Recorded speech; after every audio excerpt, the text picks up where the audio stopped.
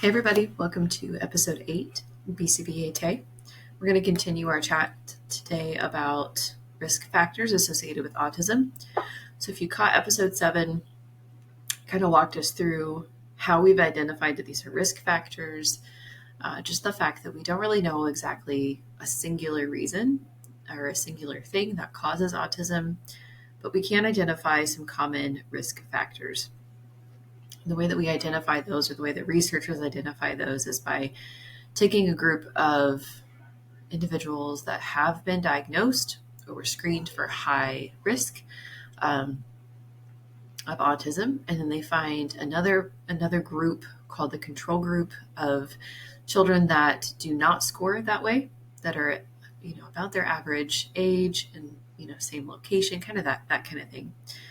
And then they review the data between the two, and they look at different variables to determine the group with autism. Did they have a higher rate of this or of this or of that with the control group? And if there's a big enough percentage there, then they would consider that as a confirmed, basically, correlation or risk factor for autism. So in episode 7, we talked about prenatal, which includes like maternal health, paternal age, potentially, some different things like that. Basically, everything leading up to the child being born would be considered a prenatal factor. So even mom's health prior to becoming pregnant would be considered as part of the prenatal risk factors. Today, we're going to talk about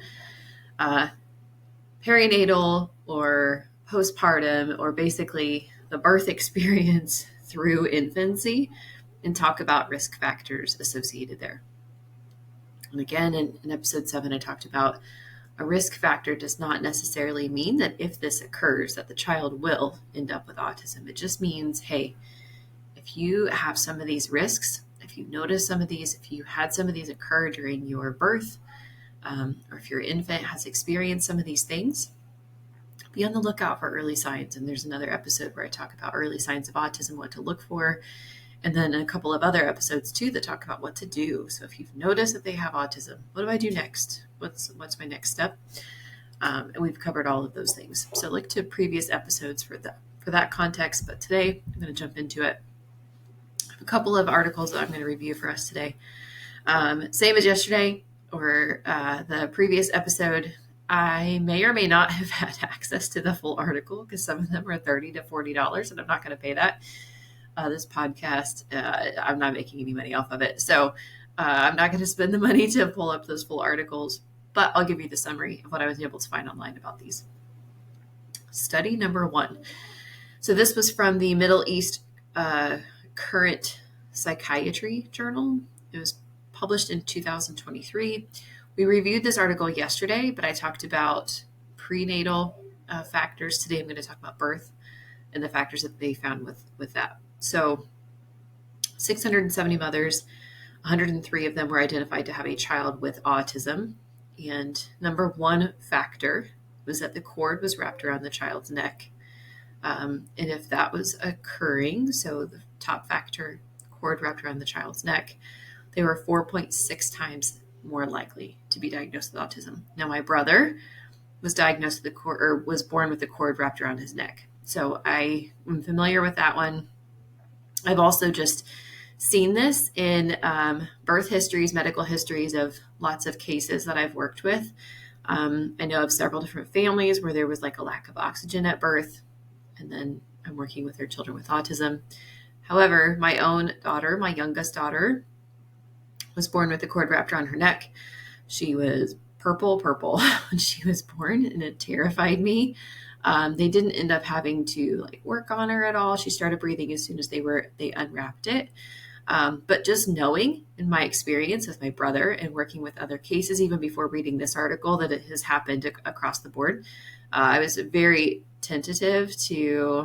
very attentive to looking for autism symptoms in her. She doesn't have autism or any of the symptoms, but just because of knowing that was a risk factor, I paid really close attention to her as she was developing early on. So that was number 1. Number 2 was any type of fetal distress during labor. Those children were 5 times more likely to be diagnosed with autism. A fetal injury during labor was 7 times more likely. So sometimes During labor, children will have broken bones, different things like that. They're 7 times more likely to develop autism or to have an autism diagnosis when they're older. The fourth one was low birth weight. We'll talk more about that today. You're going to hear that as a kind of a common factor.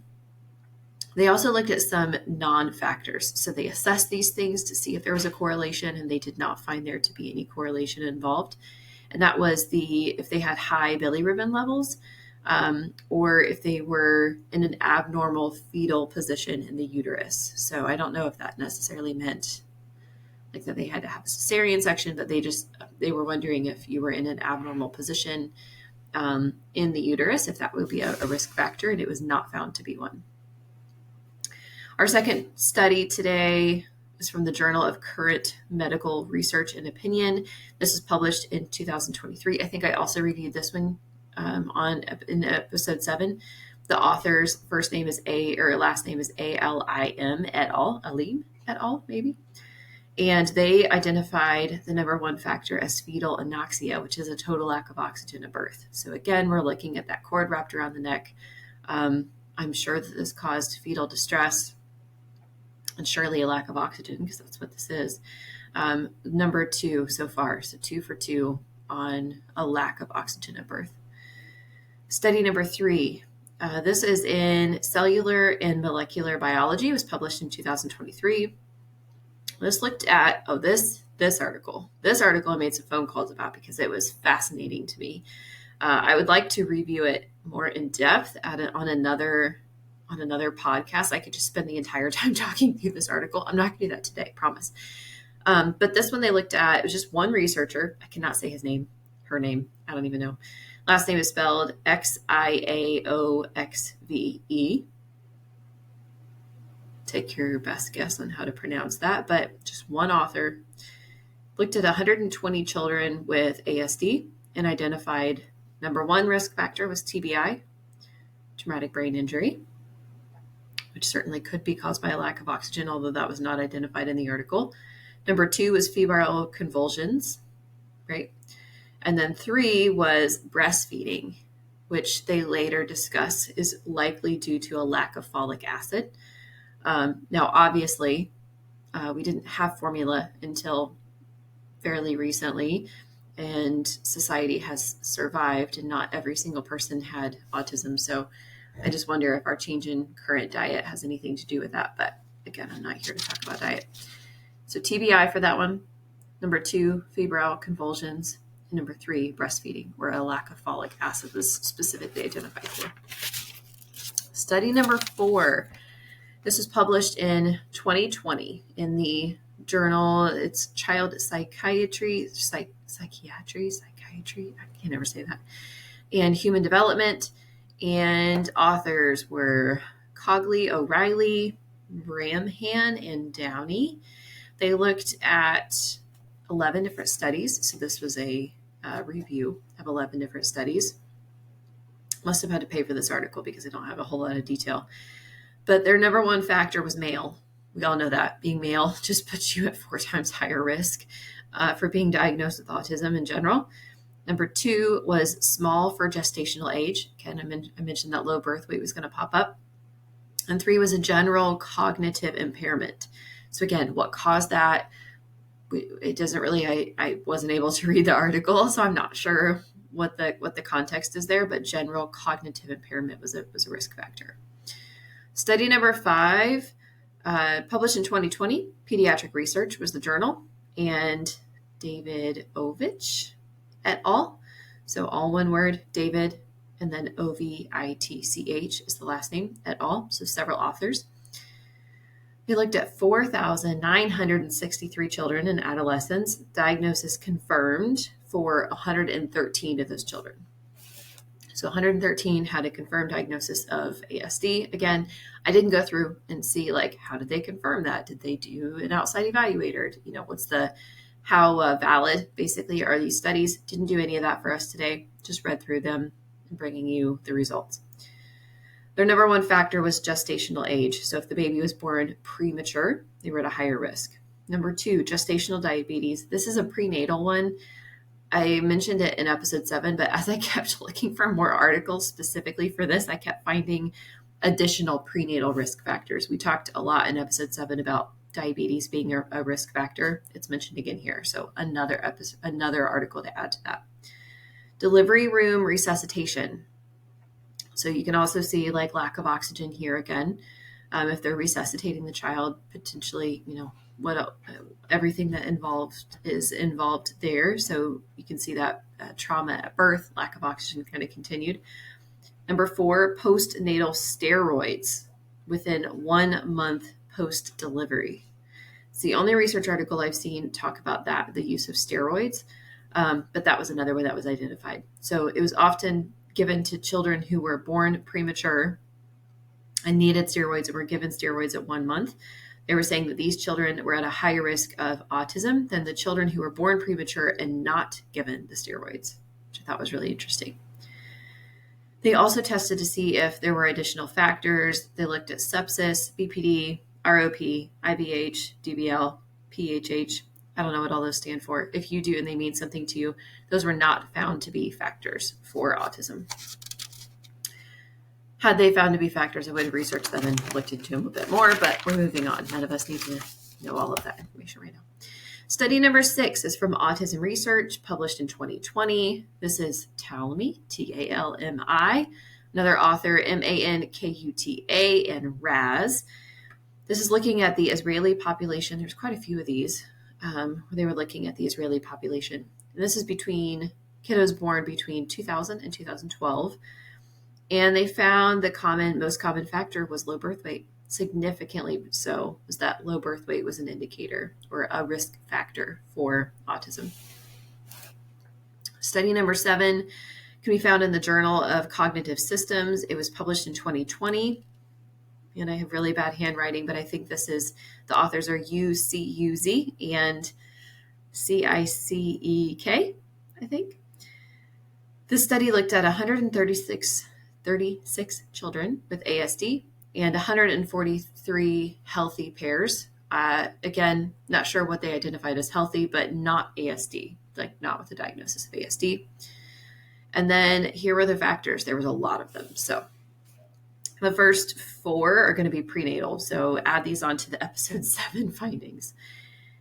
Prenatal, number 1, positive for family history of autism. So 44% compared to the control group, which only had 5.6%. So within those who had a diagnosis of autism, 44% had other family members that had a history of autism. Now, me thinking about that, I'm thinking, does this mean that this parent was more alert to this could be a possibility, and so they tested at an earlier age? Does it mean that they are just more familiar with autism, so they knew what to look for, so they were more likely to get a diagnosis? My brain goes there as far as like, well, why is there such a spread? Is it really genetic? Are they really predisposed that much? Or is it more so like awareness, access, that kind of thing? Don't know. Doesn't go into that. Number 2, prenatal this is another prenatal risk factor, the mother smoking. So in the ASD group, moms that were smoking were 28.7% compared to 16.8% of the group where they did not have autism. So 28.7% of moms were smoking in the ASD group, 16.8% for non. So mother smoking seems to be a risk factor.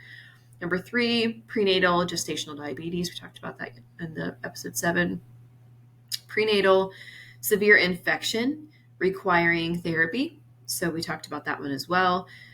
One article indicated infection alone. Another article indicated that it was the use of antibiotics. So I don't know if there's another study that's going on where it's actually looking at, is it just the occurrence of an infection or is it the antibiotics that cause the risk of ASD? But that's interesting. That's at least 3 articles that have mentioned that now. Number 5, these are actually the ones that we're supposed to be talking about today. These are birth and postpartum and infancy. So 66% of ASD born via vaginal delivery and 82.5% of non-ASD were born vaginal delivery. So there's, a 24% spread there, where 24% less of ASD were born basically during or via C-section. So we looked at, there was another research article we looked at yesterday where they said C-section was not a factor. And there's a couple other articles that I've looked at where they were talking about the type of anesthesia given during C-section and whether it was the anesthesia or the C-section that caused the risk assessment here. But there is a 24% spread. So that does indicate that delivery has some factor, at least in this study specifically. Number 6, 34.9% of the ASD history were positive for seizures, compared to 4.2% of non-ASD. So 34.9% of the children with ASD had a history of seizures, and only 4.2 of those who did not have ASD had a history of seizures. Again, is this because this child is likely already seeing the doctor a little bit more often, having a neurodevelopmental disorder? Maybe they already have a neuropsychologist or, somebody to keep an eye on them, or the parents already more familiar that they're at risk for seizures. Who knows? But there's definitely a risk factor there associated. So if your child is demonstrating seizures, they're at a higher risk probably of autism. And we know that vice versa is true. That if they are diagnosed with autism, that they're more likely or have a higher risk of developing or demonstrating seizures later on.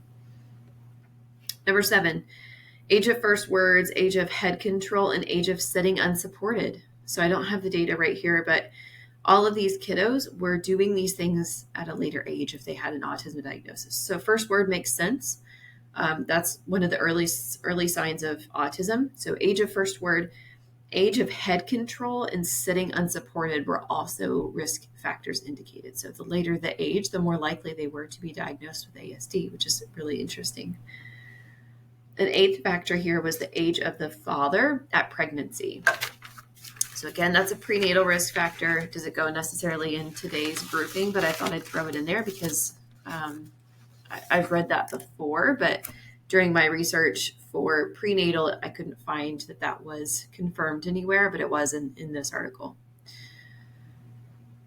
Our last study for this episode is from the Journal of Autism and Developmental Disorders. It was published in 2019. Samel, Samel, et al., so a bunch of different authors.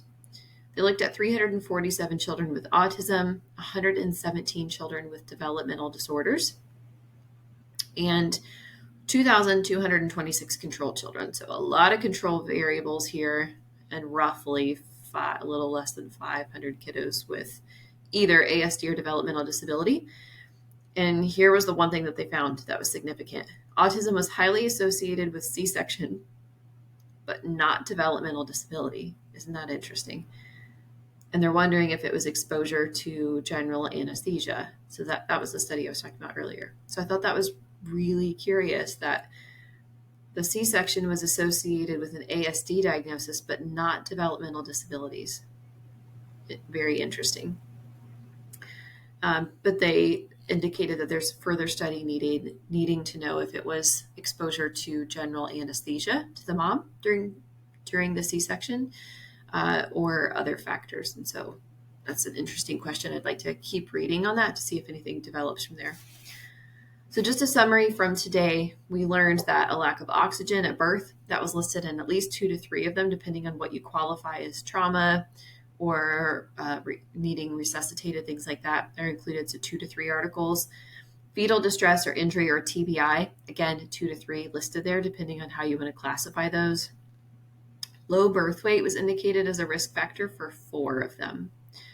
Seizures was indicated for 2, and steroids was indicated for 1. There's a couple of other random factors that were listed, and we learned a lot more about additional prenatal factors like the age of the father. The older the father is, the more likely they are to develop or to have autism.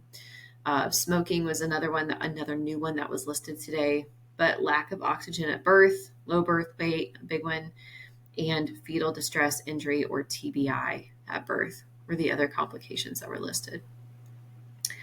So again, if your kiddo experienced any of these and you're already having some concerns about maybe some language development, maybe they developed their head control a little later, I think you're right to be concerned, and I would highly recommend that you go talk to your pediatrician about your concerns, really voice those, and try to get some screening done early. Early intervention is key.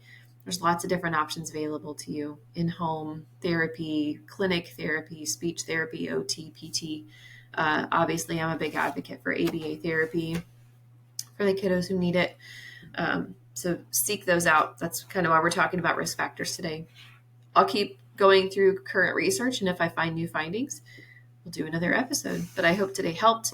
Our next episode will be on protective factors and anything else related to risk factors associated with autism that I kind of find it'll be a catch-all. Thanks for joining me today, and I'll see you next time. Thanks so much.